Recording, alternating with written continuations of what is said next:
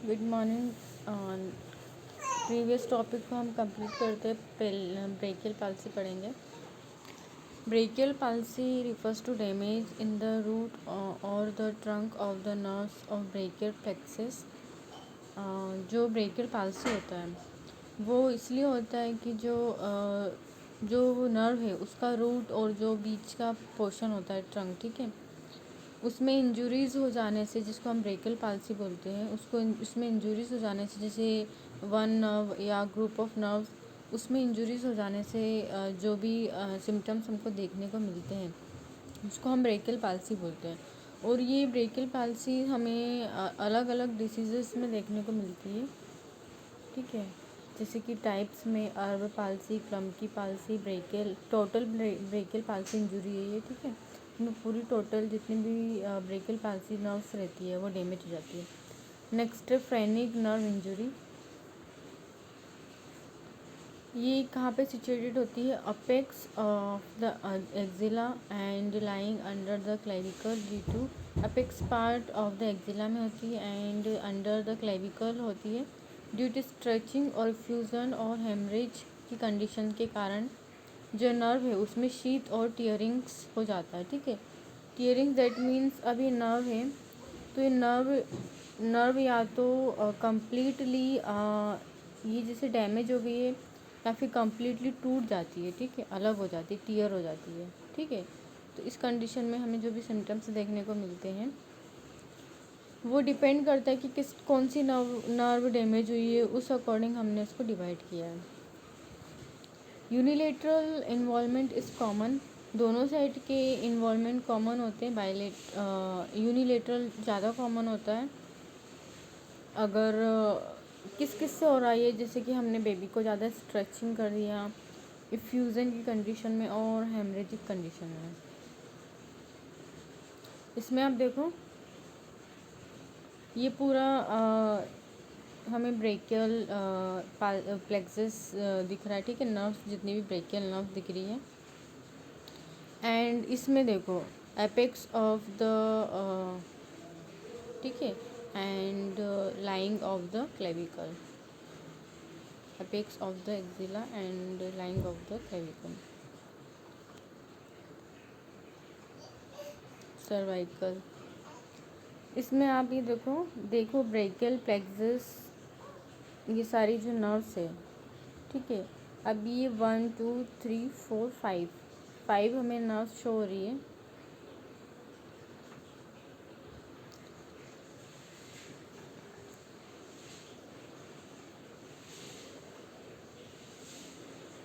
Causes इसका देखो hyper extension का इमेज देखिए, जिससे बेबी का चाइल्ड बर्थ करवा रहे हैं एंड इसका हेड हमने ज़्यादा ही इस पोजीशन में रोटेट कर दिया, तो जो यहाँ की नर्व से वो डैमेज होने के चांसेस होते हैं, ठीक है। शोल्डर डिस्टोसिया की भी कंडीशन होती है। इवन बेबी अपने अगर उसका एक हाथ एक्सटेंशन है जिस साइड पे उसको हो रहा है तो उस कंडीशन में बेबी को पुल करने में भी कंडीशन आती है। Next, even in spontaneous vaginal delivery and difficulty breach extraction, breach positions में सबसे ज़्यादा प्रॉब्लम्स शो होती है, ठीक है। अगर बेबी के स्पॉन्टेनियस वजाइनल डिलीवरी भी होती है तो उस कंडीशन में भी हो सकता है इसको ऐसे चांसेस हो जाए। नेक्स्ट है हमारा ब्रीच अगर उसकी पोजीशन रहेगी तब उस कंडीशन में भी हो सकता है। टाइप्स ऑफ ब्रेकियल पाल्सी, इसमें है Erb palsy, Klumpke palsy, total brachial palsy and phrenic nerve injury. सबसे पहले हम देखेंगे अर्ब पाल्सी क्या होता है। Erb palsy refers to injury to the upper brachial plexus, upper जो ब्रेकियल प्लेक्सस होता है उसमें क्या होता है, 5th and 6th are rarely and 7 cervical nerve root. इसमें देखो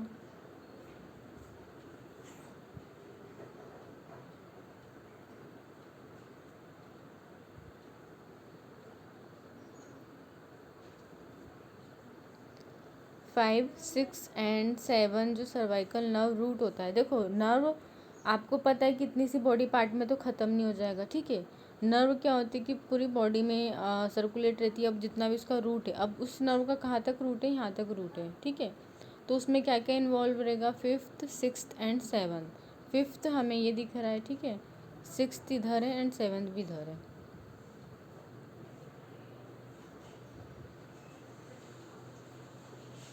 क्लिनिकल फीचर्स हमको क्या देखने को मिल रहा है, inward rotation of the arm with extension of elbow. देखो इसमें बेबी का हमें हैंड किस तरीके से शो हो रहा है, ठीक है।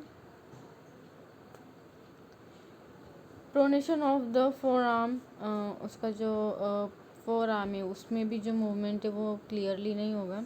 फ्लेक्शन ऑफ द रिस्ट, उसके रिस्ट देखो आप किस तरीके से फ्लेक्स दिख रहा है। नेक्स्ट विंगनिंग ऑफ स्केपुला, देखो स्केपुला कितना बाहर शो हो रहा है। जनरली नॉर्मल उसका नॉर्मल रहता है, ये देखो इस कंडीशन में इसको स्केपुला ऐसा बाहर टाइप दिखेगा।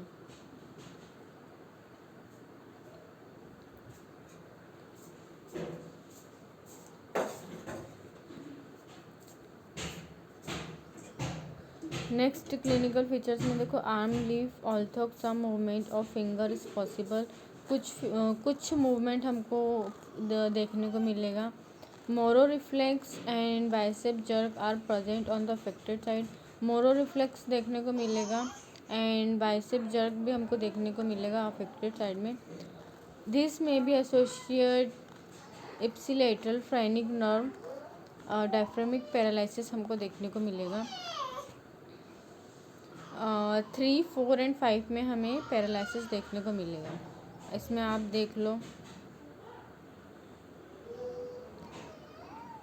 दैट इज़ 3, 4 एंड 5 हमें पैरालिटिक देखने को मिलेगा।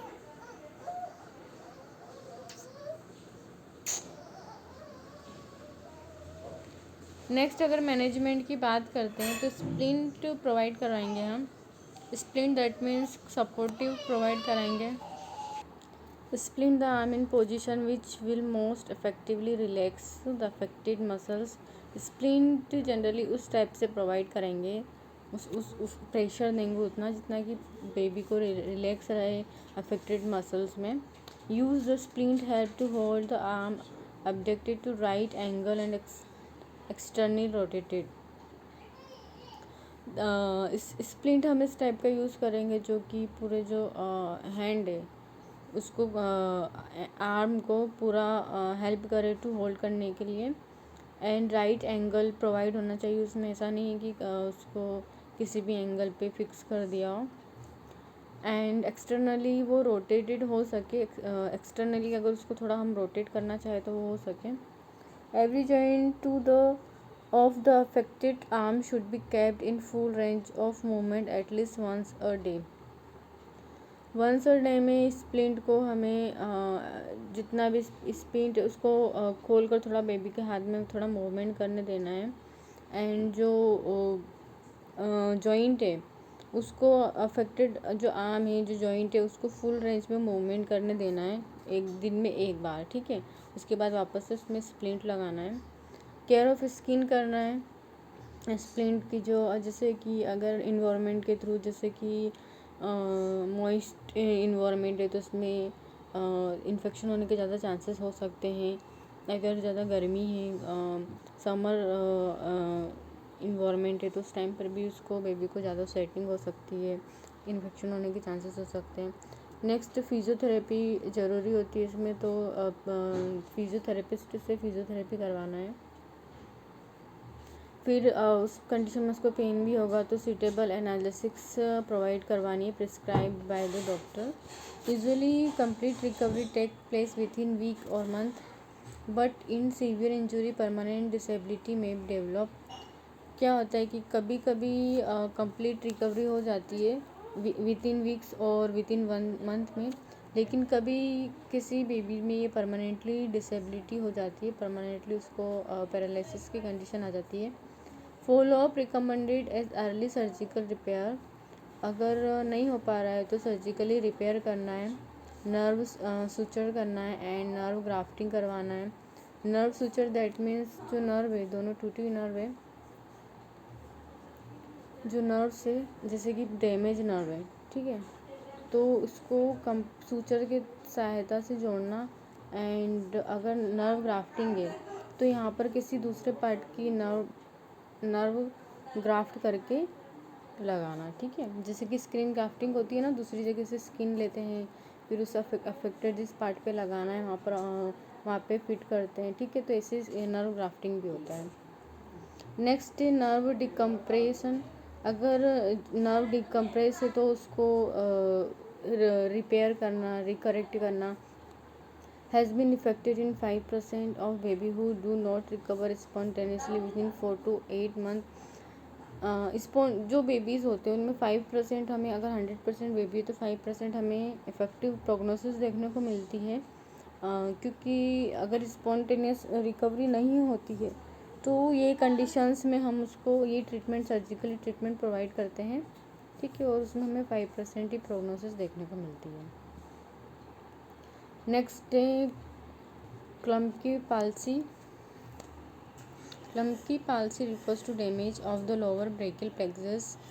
लोअर जो ब्रेकियल प्लेक्सस होता है, ठीक है, लोअर में हमें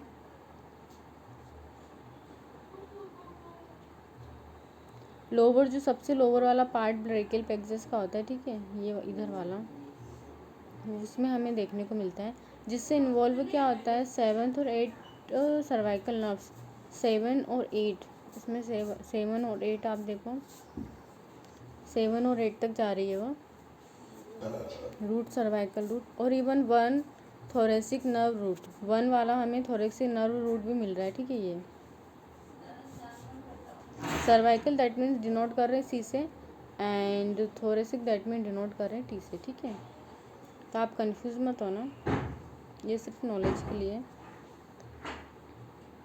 वैसे भी आप एनाटॉमी फिजियोलॉजी पढ़ चुके हो, बट मैंने आपकी नॉलेज के लिए कि आपको ईजिली समझ में आए इसके लिए मैंने इमेज फिक्स किया है। The upper arm has normal movement. Upper arm है उसका जो नॉर्मल मूवमेंट रहेगा, ठीक है, बट जो लोअर आर्म है, रिस्ट है एंड हैंड आर अफेक्टेड रहेगा। हैंड है उसका, रिस्ट है, वो अफेक्टेड रहेगा। इसमें आप देखो उसका ये वाला पोर्शन हमें ठीक दिख रहा है, बट उसका हैंड रिस्ट वाला पोर्शन देखो, एंड बेबी में इस तरीके की डिफॉर्मिटी मिलेगी, हाथ अजीब से रखेगा इस टाइप के, ठीक है, जब वो मूवमेंट करना स्टार्ट कर देगा। Arm is flex at the elbow and the wrist are extended. इसमें हम देख सकते हैं एक्सटेंडेड हो रहा है इसका रिस्ट ज़्यादा ही। Forearm is supinated and the clay-like deformities of the hand is observed. Clay-like deformities देखो आप इमेज में। Wrist drop and to flaccid paralysis of the hand with no grasp reflex. grasp reflex क्या होता है नहीं पता है तो पढ़ना, ठीक है। उसमें हमें पैरालिसिस देखने को मिलता है बेबी के जो हैंड होता है, ठीक है, हैंड दैट मीन्स ये वाला जो पोर्शन है इसमें हमें पैरालिसिस देखने को मिलता है, एंड वो ग्रास्प रिफ्लेक्स नहीं करेगा, ठीक है। एंड रिस्ट भी उसका जो दिख रहा है वो ड्रॉप दिख रहा है, जैसे यहाँ तक तो उसका पार्ट ठीक था, लेकिन यहाँ से रिस्ट से उसका जो पार्ट है वो ड्रॉप दिख रहा है, मतलब एंड पैरालिसिस शो हो रहा है। कुछ कंडीशन में ऐसा होता है कि वो थोड़ा बहुत मूवमेंट कर पाता है, तो वो अपने हाथ को इस तरह से क्ले लाइक स्ट्रिच कर पा रहा है। मैनेजमेंट की अगर बात करते हैं, immobilisation by splint of arm and the prevention of contractures. इसमें क्या होता है कि इस बेबी को हमने जो फर्स्ट वाला दिख रहा था ना, वैसे स्प्लिंट पहनाते हैं, हैंड को भी कवर करते हैं। Physical therapy, gentle massage and passive movement are advocated. Passive movement that means baby को जो थेरेपिस्ट है, फिजियोथेरेपिस्ट है, वो पैसिव मूवमेंट कराएगा थोड़ा हैंड रोटेशन के थ्रू। जेंटल मसाज उसमें कराना है, फिजिकली उसको थेरेपी प्रोवाइड करवाना है। नेक्स्ट सुटेबल एनाल्जेसिक्स प्रोवाइड करवाएंगे प्रिस्क्राइब बाय पेन रिलीफ, जो भी उसको जितना भी उसको डोज लग रहा है। फुल रिकवरी टेक्स वीक और even month, even weeks and month लग सकते हैं रिकवरी होने में। Severe laceration and haemorrhagic in nerve में प्रोड्यूस परमानेंटली डिसेबिलिटी। अगर बेबी को सीवियर लेसरेशन हो रहा है, नर्व्स पूरी तरह से डैमेज हो चुकी है, अलग हो चुकी है, सेपरेट हो चुकी है, और हेमरेजिक कंडीशन हमको देखने को मिल रही है तो परमानेंटली डिसेबिलिटी भी हो सकती है। If paralysis persist more than 4 to 6 months, nerve repair surgery is recommended. अगर 4 to 6 मंथ में हमें पैरालिसिस अभी भी देखने को मिल रहा है तो रिकमेंडेड रिकरेक्शन एंड रिपेयर सर्जरी या फिर ग्राफ्टिंग सर्जरी हम प्रोवाइड करवाएंगे। अब हमारा नेक्स्ट है total brachial plexus. Total brachial plexus palsy refers to damage to all brachial plexus nerve. जो पूरी ब्रेकियल जो प्लेक्सस नर्व्स होती है उसमें डैमेज हो जाता है। क्लिनिकल फीचर्स देखो इसके completely paralyse of the arm and hand with a lack of sensation and circulatory problem। आप इस हैंड को देख सकते हो, ठीक है। Next treatment to prevent contracture of the paralysis arm by splinting and passive movement of the joint and limb under direction of physiotherapist। Physiotherapist की help से हम उसको पैसिव एक्सरसाइज करवाएंगे एंड स्प्लिंट प्रोवाइड करवाएंगे। अलाउ करेंगे कि passive therapies में कि वो जॉइंट और लीम को अपने जो डायरेक्शन है मूवमेंट है उसको प्रोवाइड करवाएं, ठीक है। सर्जिकल रिपेयर करवाएंगे इसमें and medication is primary used for pain. Surgical repair में ही वही होगा, स्किन ग्राफ्टिंग, रिकरेक्टिंग सर्जरी और सुचरिंग। प्रोग्नोसिस अगर ऑल ओवर ब्रेकियल पैल्सी की देखते हैं तो प्रोग्नोसिस इज़ यूजुअली गुड होती है if it is due to stretching. अगर वो थोड़ा उसमें जैसे कि मैंने आपको बताया था ना कि इस तरह का डैमेज हो जाना, ठीक है, जिसमें कुछ पार्ट उसका जुड़ा हुआ होता है, ठीक है, बट वो थोड़ा डैमेज हो चुका होता है। Erb palsy tend to resolve more quickly than the other form. Erb palsy क्या होता है कि जनरली जल्दी से रिकवर हो जाती है दूसरी जो भी पाल्सीज रहती है, nerve injuries. Baby with no functional recovery by 4 months of age, approximately 2 in 100 birth may require surgical repair by 6 months of age to achieve full function। Baby में अगर 4 मंथ हमें नहीं देखने को मिलते हैं फंक्शनली रिकवरी और ये हमें 1000 में से 2 में देखने को मिलते हैं तो उनको क्विकली सर्जरी करके रिकरेक्टिंग करवाएंगे तो इसमें 6 मंथ लगते हैं फुल अचीवमेंट होने में, फुल नॉर्मल होने में। But if it is due to haemorrhagic और एवलेशन एंड डिफॉर्मिटी में भी परमानेंट। लेकिन हमको 6 मंथ बाद भी देखने को मिल रहा है और हेमरेजिक कंडीशन है उसको एंड डिफॉर्मिटीज़ है तो ये परमानेंटली पैरालिसिस की कंडीशन हो सकती है। नेक्स्ट है phrenic nerve. Phrenic nerve paralysis refer to damage phrenic nerve, a nerve that arise from cervical plexus C3, 4 and 5 and innervates diaphragm which cause paralysis of the ipsilateral diaphragm। इसमें आप देखो C3, C4 and C5, ठीक है। और phrenic nerve कहाँ पे है?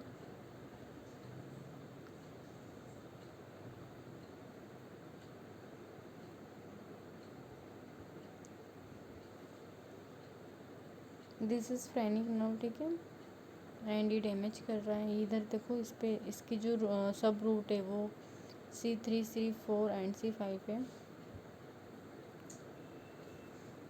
इसमें कॉजेज देखो excessive stretching of the neck at birth usually during breech और difficulty forced delivery and shoulder dystocia. इसके भी कॉजेज वही है, बर्थ इंजरीज में स्ट्रेचिंग हो जाना ज़्यादा ही, breech condition and forced delivery या फिर शोल्डर डिस्टोसिया। क्लिनिकल फीचर्स हमको क्या देखने को मिलते हैं? Injury to phrenic nerve is usually unilateral रहता है ये।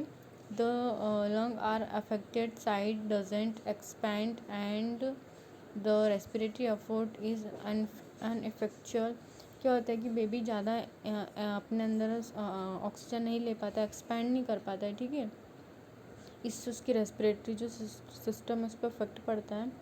Infant present with respiratory distress, हमें रेस्पिरेटरी डिस्ट्रेस देखने को मिलेगा, साइनोसिस देखने को मिलेगा और टेकिपनिया देखने को मिलेगा, ठीक है। रेस्पिरेटरी डिस्ट्रेस मैं आपको पढ़ा चुकी हूँ, साइनोसिस और टेकिपनिया का मतलब आपको पता है। Diagnosis is made by USG से हमें डायग्नोसिस उसका शो हो जाएगा। इसमें हमें जनरली जो नर्व्स है उसमें दिख जाएगा कि नर्व्स में डैमेज हुआ है। And paradoxical movement of the diaphragm, जो यूएसजी करते टाइम जो यूएसजी करता है उसमें उसको डायफ्राम का जो शो है, ठीक है, शोइंग दिख जाएगा कि कितना वो इनहेल कर रहा है, एक्सपेंड कितना कर रहा है, एक्सहेल कितना कर रहा है। मैनेजमेंट देखते हैं। मैनेजमेंट इज सपोर्टिव, जैसे कि रेस्पिरेटरी के लिए सपोर्टिव मैनेजमेंट देंगे, साइनोसिस के लिए सपोर्टिव मैनेजमेंट देंगे, एंड अगर उसको दूसरी कंडीशंस हो रही तो उसके लिए सपोर्टिव मैनेजमेंट देंगे। To facilitate maximum expansion of the involved lungs, the infant is positioned on the affected side, उसको अफेक्टेड साइड पर उसकी पोजिशंस करवाएंगे। मतलब उस टाइप पे उसको जो भी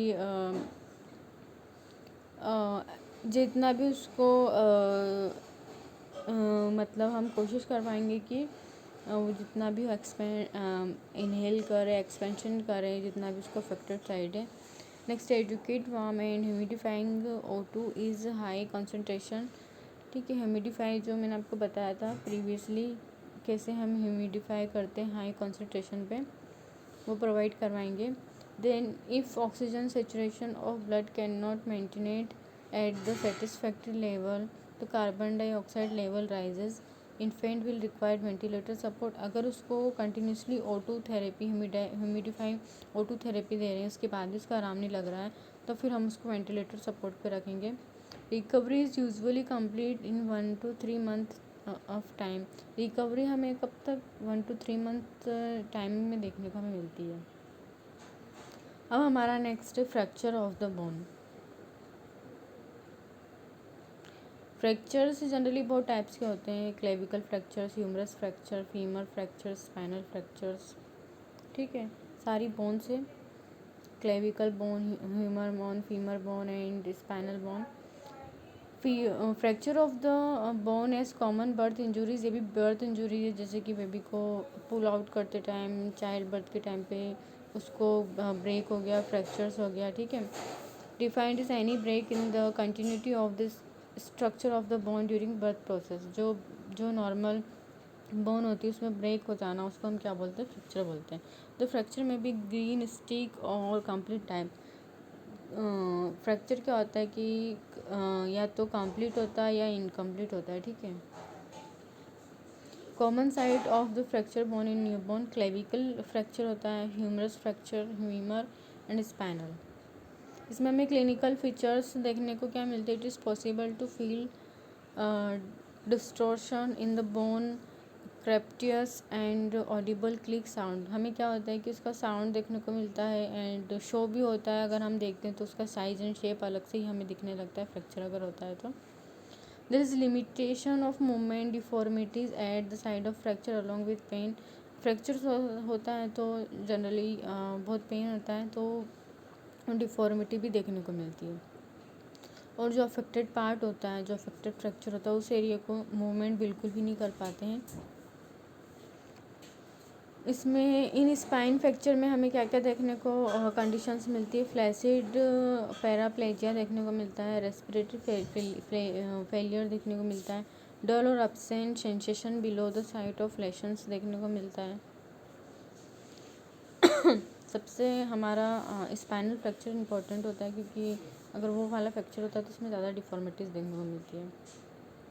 मैनेजमेंट देखिए, केयरफुल हैंडलिंग, क्लीनिंग और dressing of the baby to reduce discomfort. इसको जनरली केयरफुल हैंडलिंग करना है, क्लीनिंग करना है, ड्रेसिंग भी कर रहे हैं तो जनरली केयरफुली करना है। Positioning of the baby on the back or on the unaffected side to make him more comfortable. जो अफेक्टेड साइड है उस साइड पर हमें उसको प्रेशराइज नहीं करना है. एनाल्जेसिक्स देना है according to doctor instructions. Usually fracture is clavicle require no treatment.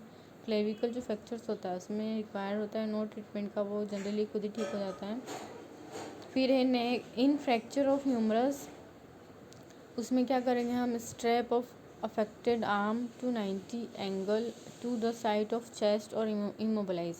उसको हम क्या करेंगे कि 90 एंगल पे रखेंगे एंड इमोबलाइजेशन की कंडीशन करेंगे हम. ठीक है. इन फ्रैक्चर ऑफ फीमर रहेगा तो लिम्ब मोशन और रेस्ट्रिक्ट करेंगे उसका. The whole length of the affected limb में be banded to the front of abdomen by hip fascia and cast or treated by vertical extension by fastening the baby ankle to cross bar placed above the cot. इसमें image देखो, अगर उसको humerus हो रहा तो इस type से उसको हम, ये 90 एंगल दिख रहा है आपको, ठीक है, तो इस तरीके से उसको कवर करेंगे. एंड अगर उसको फीमर फ्रैक्चर है तो ये देखो इस तरीके का बेल्ट आता है. एंड उसके बाद उसको हम जो स्पीकर कास्ट होता है उससे कवर करते हैं. ठीक है. इस इमेज में आपको अच्छे से दिख रहा है. तो इससे क्या होता है कि पूरा मूवमेंट नहीं कर पाता है ये पार्ट पे, तो उसके बाद वो फ्रैक्चर नॉर्मल हो जाता है. Next, close reduction and casting are required when bone are displaced and follow up in 1 month of verify that fracture is healed. 1 month के बाद चेक करेंगे कि फ्रैक्चर हील हुआ है. मैनेजमेंट ऑफ स्पाइनल फ्रैक्चर का मैनेजमेंट देखो. Handle the baby gently when moving और turning and teach the mother about log rolling method of change the positions of the baby. अगर बेबी को spinal हो रहा है तो बिल्कुल भी बेबी को जैसे उठाना पड़ेगा कभी फीडिंग के लिए या फिर किसी और चीज़ के लिए, तो मदर को टीच करना है कि कैसे उसको मूविंग करना है, कैसे टर्निंग करना है. नेक्स्ट है braces can be use to immobilise the fractures part to promote bone alignment and healing, the protect the injured area of motion और यूज़. ब्रेसेस प्रोवाइड करना है अगर बिल्कुल भी इमोबलाइजेशन की कंडीशन में रखना है तो ब्रेसेस प्रोवाइड करना है. Then a rigid collar can also be use fracture for cervical spine. Rigid collar can use करते हैं हम अगर उसको सर्वाइकल स्पाइन फ्रैक्चर है. तो इसमें आप देखो रिजिड कॉलर एंड ये ब्रेसेस है स्पाइनल फ्रैक्चर के लिए और रिजिड कॉलर के लिए. जैसे कि अगर उसको स्पाइनल में, ठीक है, तो स्पाइनल दैट ही हाँ नेक पे भी कनेक्टेड रहता है. अगर वो नेक का मूवमेंट करेगा तो उससे अफेक्टेड उसको पड़ेगा. ठीक है. तो ये सेकेंड पॉइंट का और थर्ड पॉइंट का जो हम यूज़ कर रहे हैं रिजिड कॉलर और rigid collar and braces for spinal fractures, आप इमेज देख लो अच्छे से. प्रोग्नोसिस देखो. प्रोग्नोसिस इसका गुड मिलता है हमें and rapid union occurs with callus formation. Rapid union occurs मिलता है, सेल्यूस फॉर्मेशन देखने को मिलता है. Stable union of a fracture clavicle usually occur in 7 to 10 days. जो क्लेविकल फ्रैक्चर्स है वो हमें यूजुअली 7 to 10 days में नॉर्मल देखने को मिलता है. एंड ह्यूमरस को हम ठीक होने में, ह्यूमरस एंड फीमर को ठीक होने में 2 to 3 weeks लगता है. But the prognosis of spinal fracture is grave. Spinal fractures की जो प्रोग्नोसिस है वो हमको थोड़ा पुअर देखने को मिलता है. नेक्स्ट है डिसलोकेशन ऑफ हिप, या अलग से बर्थ इंजरी है. ठीक है. ये फ्रैक्चर का पार्ट नहीं है, अलग से है. The dislocation as a common birth injuries is an injury which end of bone are forced from their normal position during the birth process. सबको पता है डिसलोकेशन ऑफ हिप क्या होता है. ये नॉर्मल पोजीशन है जिसमें हिप अपने सॉकेट जो भी है उससे क्लियरली अटैच रहता है. अब इसमें देखो head of the femur and socket हमें किधर दिख रहा है. The common site of dislocation during birth process are shoulder, hip और फिफ्थ सिक्स सर्वाइकल वर्टिब्रा। ठीक है, लेकिन ये हमें कहाँ कहाँ पे देखने को मिलता है? शोल्डर में देखने को मिलता है, hip and fifth six cervical vertebra column में देखने को मिलता है। रिस्क फैक्टर्स का देखो, ब्रिज प्रेजेंटेशन है एंड मसल्स और spinal abnormalities are important predisposing factor. Muscles और अगर इसका स्पाइनल एबनॉर्मलिटीज़ हो गई है at the time of delivery, तब भी हमको देखने को मिलता है। इसमें देखो जनरली बेबी अपने दोनों पैर इस तरीके से रखता है, ठीक है, जब भी वो सोता है या फिर eight the time of after, जब वो रेस्टिंग कंडीशन में होता है तो कुछ टाइम पे अपने लेग्स ऐसे ही रखता है। बट इसमें क्या होता है, अगर फ्रैक्चर होता है तो वो अपना एक पैर एबनॉर्मल तरीके से ऊपर ही रखेगा, ठीक है। इसका मैनेजमेंट देखो, immediate treatment bye close reduction और प्लास्टर करेंगे उसको, और स्प्लिंट प्रोवाइड करवाएंगे। Then the baby can be placed in soft positioning device known as Pavlik harness for 1 to 2 months to keep the thigh bone in socket. उसको properly हमें soft place provide करवाना है and उसको जो position है, देखो ये पाल्विक हार्नेस इसे बोलते हैं। इस तरीके से उसको पोजीशंस प्रोवाइड कराते हैं for 1 to 2 months to keep thigh bone in socket. इसलिए क्या होता है कि जो सॉकेट है, जो ये फ्रैक्चर हुआ है, वो नॉर्मल हो जाएगा, ठीक है। कंजेनाइटल डिसलोकेशन ऑफ हिप में require open surgical reduction after 6 months। अगर उसको कंजेनाइटल ही डिसलोकेशन हुआ है तो हमें उसको सर्जिकल रिडक्शन करवाना है। जैसे कि उसकी नॉर्मल डिलीवरी हुई है या LSCS हुआ है, देन उसके पहले उसको हमें शो हो गया है कि कंजेनाइटल डिसलोकेशन है, USG करके देखा, सोनोग्राफी में हमें पता चल गया, तो वो 6 month लगते हैं एंड ओपन सर्जिकल उसको थेरेपी प्रोवाइड करवाते हैं। अगर उसका क्लोज रिडक्शन फेल हो रहा है तो हम ओपन सर्जिकल रिडक्शन करवाएंगे। Prognosis of dislocated hip is diagnosed in the neonatal period is excellent if appropriate management in instituted। अगर हम अप्रोप्रिएट मैनेजमेंट करेंगे, सही टाइम पे मैनेजमेंट करेंगे तो प्रोग्नोसिस हमें गुड देखने को मिलती है। Next, prevention of birth injury हम कैसे करेंगे? फर्स्टली एंटीनेटल पीरियड में करेंगे, तो हम एंटीनेटल पीरियड में हाई रिस्क प्रेगनेंसीज जो भी होती है उसको देखना है एंड ट्रॉमेटिक डिलीवरी से मतलब बचना है। जैसे कि अगर हमें लग रहा है कि हाई रिस्क प्रेगनेंसी, तो LSCS को करना चाहिए, हमें प्रोलॉन्ग लेबर नहीं करवाना चाहिए, ठीक है। Next is very important too early and subsequent management. Elective caesarean section is important for contracted pelvis.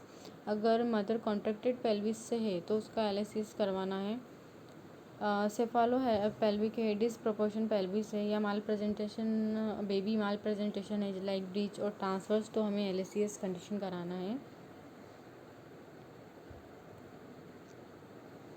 Breach that means baby का अबनॉर्मल कंडीशन है। Transverse that means normally baby इस तरीके से होता है, ठीक है, इधर उसका हेड होता है, लेकिन ट्रांसवर्स में क्या होता है, वो इस तरीके से रहता है, उसका हेड इधर है, पैर इधर है, या फिर इस तरीके से या फिर इस तरीके से, ठीक है।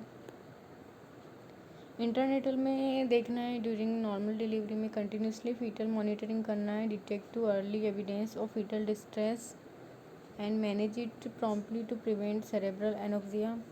सेरेब्रल एनोक्सिया से प्रिवेंट करना है, उसको देखना है कि फीटल को डिस्ट्रेस तो नहीं हो रहा है।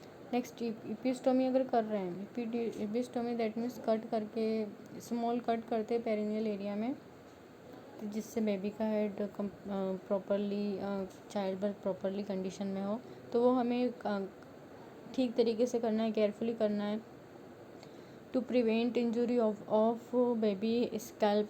The neck should be not be unduly stretched during delivery or shoulder to be prevent injury of brachial plexus। अगर नेक उसका बाहर आ गया है चाइल्ड बर्थ के टाइम पे तो प्रॉपरली ठीक तरीके से पुल करना है, ऐसा नहीं कि ज़्यादा स्ट्रेच कर रहे हैं, ठीक है, तो उससे प्रिवेंट कर सकते हैं हम shoulder injuries, brachial plexus injury और स्टर्नोमास्टोइड मसल्स इंजुरीज। अगर इस प्री टर्म डिलीवरी है तो इसमें स्पेशल केयर करना है। टू प्रिवेंट एनोक्सिया और traumatic delivery, ventouse delivery should be avoided करना है। लिबरल एपिस्टोमी करना है। Minimise intracranial pressure. Administration vitamin K mg to prevent haemorrhagic condition है तो हमें विटामिन के प्रोवाइड करवाना है जल्दी से जल्दी आफ्टर चाइल्ड बर्थ। देखिए हमारा बर्थ इंजरी टॉपिक था, ये कंप्लीट हो गया आज।